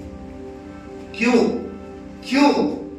परमेश्वर का स्वभाव हमारे बीच में है, यीशु मसीह का स्वभाव हमारे बीच में है। वो कौन परमेश्वर है? वो कहता है, जो दे तुमको गाली उनका दामन फूलों से भर दो, यीशु ने तुमको माफ किया है, तुम सबको माफ कर दो। अपने को भी माफ नहीं कर सकते, अपनों को भी माफ नहीं कर सकते। मेरी पत्नी ने ऐसा क्यों बोला, मेरे पति ने ऐसा क्यों बोला, मेरे बाप ने ऐसा क्यों बोला, मेरे बच्चे ने ऐसा क्यों किया, अपनों को भी नहीं। लेकिन वो खुदा ऐसा खुदा है जिसका स्वभाव कहता है दुश्मन को भी प्यार करो। एक दूसरे को अलग बात है, दुश्मन को भी प्यार करो। मतलब कितना वो चाहता है कि हम एक दूसरे के लिए केयर करें, एक दूसरे के लिए प्यार करें, एक दूसरे को हम पवित्र उसके प्रेम में पढ़े, एक दूसरे में हमारा बीच में कोई भी विभाजन ना हो, हम सब में एकता हो, ताकि परमेश्वर की उस सिय्योन पर्वत के समान सुंदरता हमारे जीवन में झलकने पाए, उस अभिषेक के समान, उस तेल के समान हमारे जीवन में अभिषेक को हम देखने पाए, उस आशीर्वाद को देखने पाए जो प्रभु कहता तुम एक मन है ना, मैं आशीषों का आज्ञा करूंगा, तुमसे नहीं रुकूंगा। आज इस उपवास के दिन मैं प्रार्थना कर रहा था, प्रभु लास्ट दिसंबर का महीना है, धन्यवाद का वचन होना चाहिए। प्रभु बोला ये वचन लिखा। फिर मैं जब लिखा तो मुझे पता चला मेरे लिए सबसे पहले वचन है। मैं यहाँ पे खड़ा होता हूँ, मुझे माफ करना अगर आपको बुरा लगता है, लेकिन मैं कहता हूँ ये पवित्र आत्मा मुझे पहले वचन देता है मेरे लिए। किसी को मैं दोष नहीं लगा रहा हूँ, किसी को मैं नीचा नहीं कर रहा हूँ, लेकिन आज प्रभु का वचन क्या बोलता है, हमें एक दूसरे को लेकर चलना है। अगर मेरी बेटी कुछ गलती करती है ना, मैं उसको माफ करता हूँ। दूसरा करेगा तो क्यों नहीं कर सकते, मसीह को क्यों नहीं, मसीह का क्यों नहीं। तो यही दूसरे के प्रति प्रेम परमेश्वर के स्वभाव के द्वारा हमारे बीच में आएगा, परमेश्वर के स्वभाव के द्वारा हमारे बीच में आएगा। दूसरा चीज, एक तो हमने देखा प्रार्थना के द्वारा हम लोग परमेश्वर के स्वभाव को पा सकते हैं, और दूसरा चीज वचन के द्वारा हम परमेश्वर के स्वभाव को पा सकते हैं। जब यीशु मसीह ने गत्सेमनी के बाग में जाते हुए प्रार्थना किया, शत्रु के कान नहीं काटा, परंतु अपने आप को सरेंडर किया, क्रूस से मुड़ नहीं गया, परंतु कहा पिता मेरी नहीं तेरी मर्जी पूरी हो। प्रार्थना, जागते हुए प्रार्थना, जागते रहकर प्रार्थना करना, आत्मा में प्रार्थना करना आपके और मेरे जीवन को पिता की इच्छा को, मर्जी को पूरे करने लगाता है। दूसरा चीज, वचन क्या करता है, वचन हमारे जीवन में एकमात्र अधिकार होना चाहिए। वचन ही हमारा घर का सिस्टम होना चाहिए, वचन ही हमारे पर्सनल जीवन का, वचन ही हमारा कलीसिया का सिस्टम होना चाहिए। घर में क्या है, प्रभु ने क्या बोला, जैसे कलीसिया का सिर में हूं, घर में पत्नी का सिर कौन है, पति है। इसका मतलब पत्नी पति के गुलाम होकर बैठना है क्या, नहीं। इससे क्या बात आता है, प्रेम। प्रभु ने क्या बोला, प्रेम के द्वारा एक दूसरे के आगे, एक दूसरे के आगे। आज घर टूटने का रीजन यही है, क्यों, सिस्टम नहीं है ना। सिस्टम में प्रभु ने बोला पति के आदर करो, पति को बोला पत्नी से प्यार करो, पत्नी से वफादार रहो। यीशु मसीह ने क्या बोला, जैसे मैं कलीसिया के लिए, कलीसिया से प्रेम करता हूं, तुम भी अपने पत्नी से प्रेम करो। पत्नी को क्या बोला, जैसे मैं कलीसिया का सर हूं, तुम्हारा सर तुम्हारा पति है। घर के लिए सिस्टम बना है, प्रभु ने सिस्टम दिया, सिस्टम दिया। और घर में अगर ये सिस्टम नहीं है, अगर वचन नहीं है, बाइबल में क्या लिखा हुआ है, एक बुद्धिमान स्त्री क्या करती है, घर को बनाती है। और बुद्धिमान कौन है, जो चट्टान पर अपना घर को बनाता है। मेघ आएगा, बारिश आएगा, तूफान आएगा, उसको हिट भी करेगा, उसको टक्कर भी देगा, परंतु जो घर, जो स्त्री ने अपना घर वचन के सिस्टम में बांधा हुआ है, उसके घर में चट्टान झटका मारने के बाद में भी, तूफान लहरें मारने के बाद में भी वो गिरेगा नहीं, वो बना रहेगा, क्योंकि उस स्त्री ने, उस जो बुद्धिमान स्त्री है, उसने अपना घर वचन के ऊपर बनाया है। वो जानती है प्रभु का वचन क्या होता है। मेरे पति ने ये बोला ना, ये गलत है, मेरा परमेश्वर का वचन क्या होता है, ये सिस्टम है।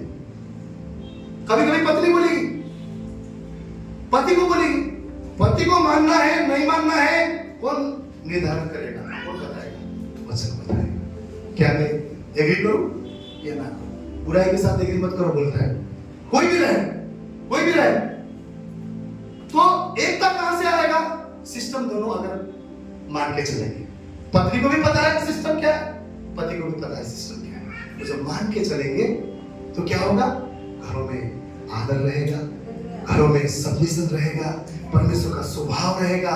उस पहाड़ के समान जो इतना सुंदर था, ओस बना हुआ परमेश्वर, वो एकता देखकर परमेश्वर की महिमा हमारे घरों में होगा।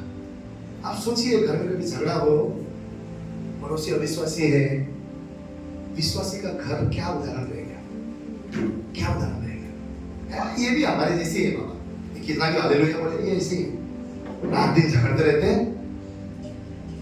पति ऐसा है, हमारा क्या उदाहरण रह गया, क्या उदाहरण रह गया।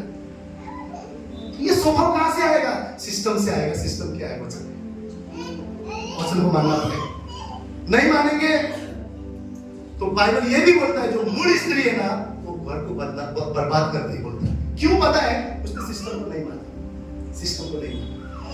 ये पति के लिए भी है, ये पत्नी के लिए भी है, ये मानना है। और यही चीज आज कलीसिया में भी है।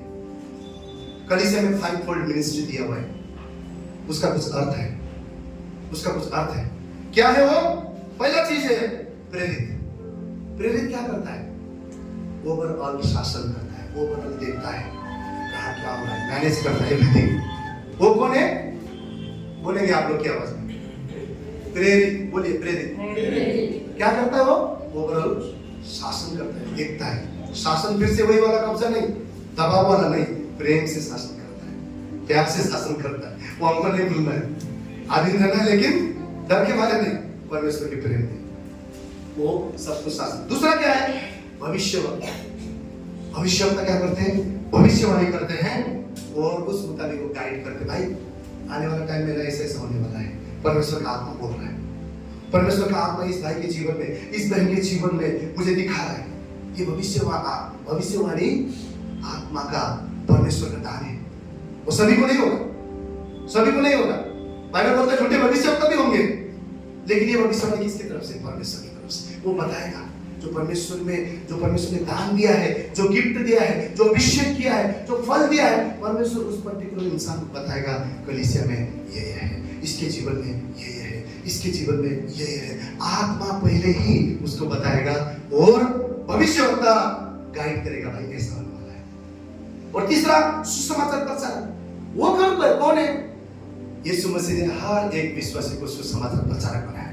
बोला जाओ और मेरे सुसमाचार को बांटो। तो वो क्या करना है? सुसमाचार प्रचारक जो है वो लोगों को एकत्रित करता है अलग अलग जगह जाकर, और उसको कैसे एकत्रित करता है? सुसमाचार बांटता है और बोलता है आत्मा में बढ़ने के लिए परमेश्वर के शरीर के साथ जुड़ जाओ, कलीसिया आओ, मिलकर आराधना करेंगे, मिलकर रोटी तोड़ेंगे, मिलकर वचन तोड़ेंगे। ये आप में से, हम में से हर एक की जिम्मेवारी है। सिर्फ पास्टर का जिम्मेवारी नहीं है, सिर्फ मेरा जिम्मेवारी नहीं है, सिर्फ क्वायर लीडर्स की जिम्मेवारी नहीं है, क्वायर का जिम्मेवारी नहीं है। ये हर एक विश्वासी जो यहाँ बैठा है, आप में से हर एक की जिम्मेवारी है। जाना है, अपनी गवाही देना है, परमेश्वर की महिमा को सुनाना है, परमेश्वर के सुसमाचार को सुनाना है, और लोगों को उस अंधकार से छुड़ाकर कलीसिया में लेकर आना, ताकि हम एक अंग होकर परमेश्वर की सेवा कर सके, परमेश्वर की सुन सके और परमेश्वर में बढ़ सके। ये किसका काम है?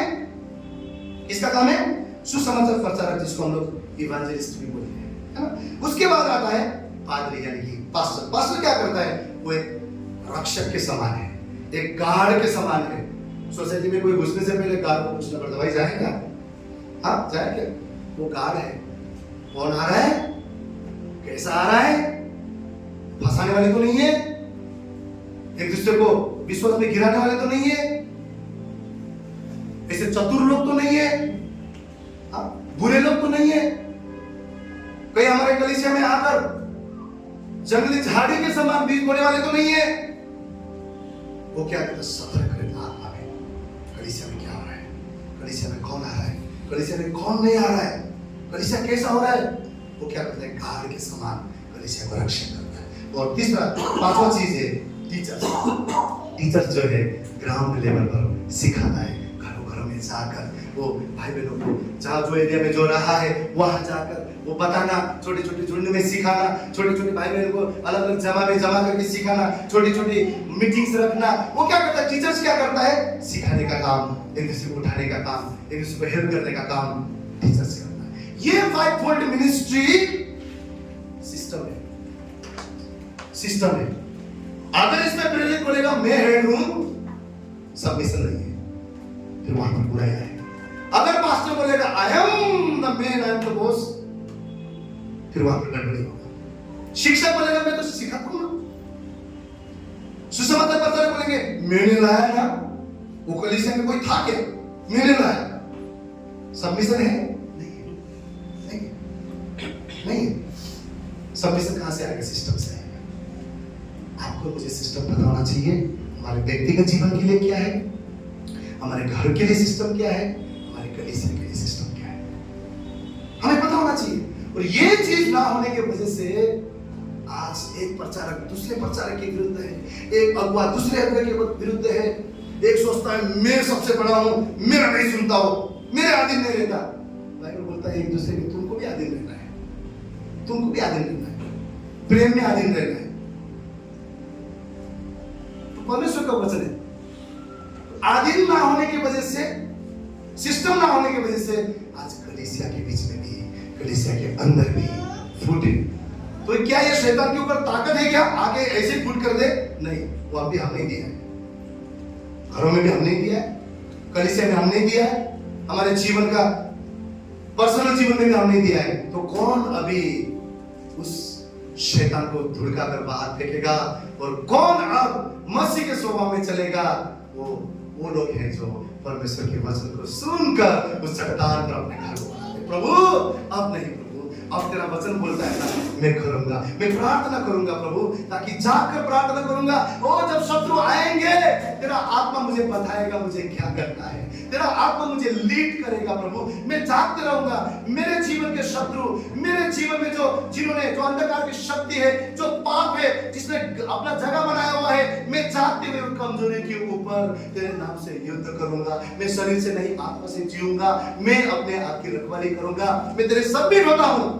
पर्सनल जीवन का सबमिशन क्या है? परमेश्वर के आगे समर्पण होना। प्रभु मैं आप तेरे वचन के मुताबिक मैं प्रार्थना करता हूं प्रभु, जाकर प्रार्थना करता हूं। मैं अभी रिएक्ट नहीं करूंगा, मैं सहन करूंगा, मैं सहन करूंगा प्रभु, क्योंकि ये तेरा सद्गुण है। कोई मुझे गाली दे, मैं उन्हें आशीष दूंगा। तू सिखाता है, तू सिखाता है। घर में झगड़ा होता है, मैं आप मुंह बंद रखूंगा प्रभु, मैं शांति रखूंगा, मैं सहूंगा, मैं सहूंगा।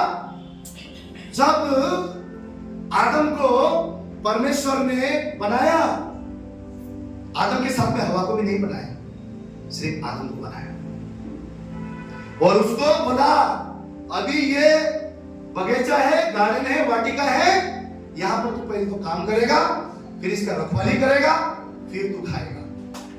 कभी भी ये ना सोचे कि आदम को सब कुछ फ्री में था। आदम को बोला पहले तू काम करेगा, फिर इसका रक्षण भी करेगा, फिर तो इसमें खाएगा। और बाद में सब कुछ जो अलग अलग जानवरों का नाम रखता है, सब परमेश्वर ने उसको पहले जिम्मेवारी देते हैं, भाई ये तेरा काम है। फिर सोचता है कि अकेला है, इसके लिए सहारा बनाता हूं। फिर उसने हवा को बनाया, उसी के हड्डी निकालता, आप जानते हैं। लेकिन जब हवा बन गई, हवा ने क्या किया? जो परमेश्वर ने नहीं बोला था वही चीज आदम के जीवन में लेकर आया। अगर आदम सिस्टम मानता, आदम आज्ञाकारी मानता, शायद ये पाप उनके जीवन में नहीं आता। और उसने माना, पत्नी ने खाई, पति ने भी खाया। यह परमेश्वर दिन के धूप में जो आता था आया और ये नहीं बोला हे हवा तू किधर है, नहीं, आदम तू किधर है? क्यों? जिम्मेवार व्यक्ति आदम था, जिम्मेदारी आदम को दिया था। 12 घंटा काम करता हूं, परिवार चलाता हूं, जिम्मेवारी दी है परमेश्वर ने।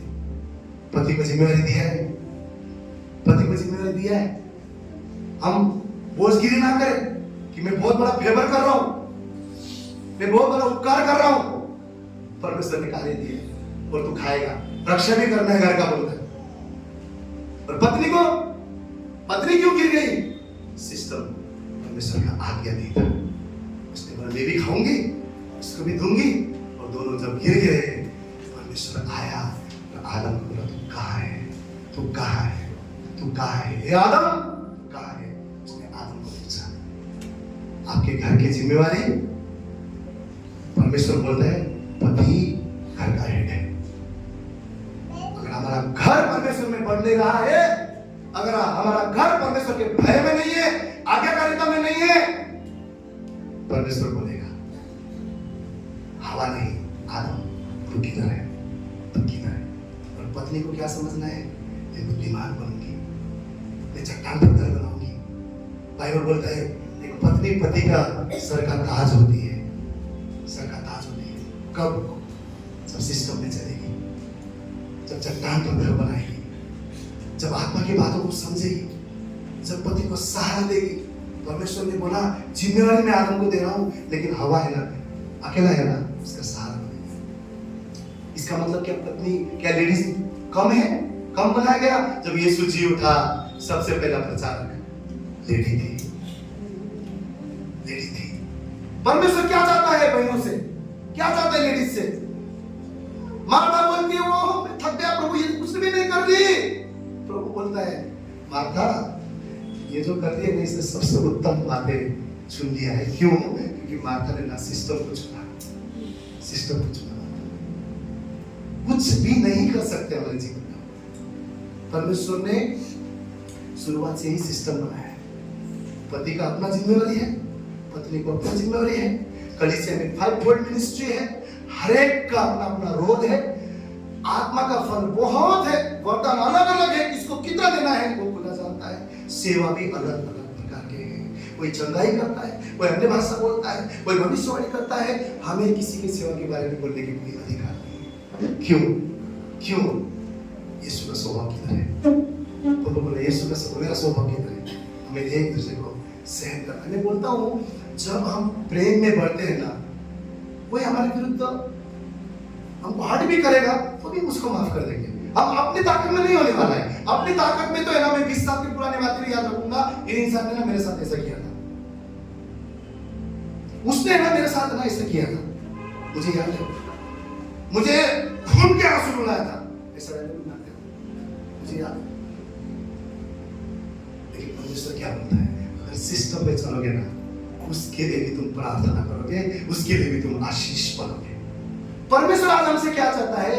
एक दूसरे के अंदर सबमिशन, एक दूसरे के अंदर सबमिशन, एक दूसरे के अधीन हो जाए, प्रेम में अधीन हो जाए, एक दूसरे के लिए प्रार्थना करें, एक दूसरे से मिलना ना छोड़े। बाइबल बोलता है अंत के दिनों में और ज्यादा मिलो, अंत के दिनों में जितना हो सके ज्यादा मिलो, रोटी तोड़ो, मेरे शरीर और लहू की याद में ओ मेरी स्तुति करो, भजन गाओ, एक दूसरे को सिखाओ, एक दूसरे को समझाओ, एक दूसरे को उठाओ। आखिरी दिनों में बोलता है और ज्यादा मिलो। हम तो संडे मिलने में मुश्किल हो जाता है, संडे मिलना मुश्किल हो जाता है। हमें और ज्यादा मिलना है, हमें प्रेम में बढ़ना है। अगर हमारे अंदर ये नहीं है, हमने ही शैतान को अधिकार दिया है।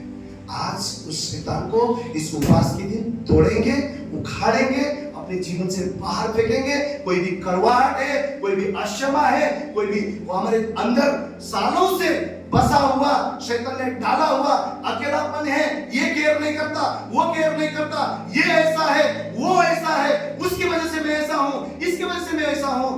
उन सारी बातों को जो शैतान ने फाड़ने के लिए डाला है, उसको निकाल कर हम फेंकेंगे और कहेंगे प्रभु स्वर्ग की तेरे वो प्रेम को बरसा दे, तेरे प्रेम को बरसा दे, तेरे अभिषेक को बरसा दे, वो तेरे को मसा को बरसा दे, तेरे स्वभाव को मैं चाहता हूं प्रभु।